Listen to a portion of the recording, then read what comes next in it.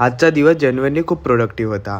आज आपण स्टॉलसाठी लागणारे काही महत्त्वाचे सामान घेऊन आलो आणि ऑनेस्टली बोलायचं तर फील आला की काम खरंच स्टार्ट झालं आता. नमस्कार मंडळी, मी प्रीतम स्वागत करतो तुमचा डे 3 मध्ये. आज सकाळी उठल्या मी आणि माझा मित्र निघालो कल्याण मार्केटकडे. स्टॉल सेटअप करायचा म्हणजे प्रत्येक छोटी मोठी साहित्य इम्पॉर्टंट असते आणि आज तेच कलेक्ट करायचं होतं.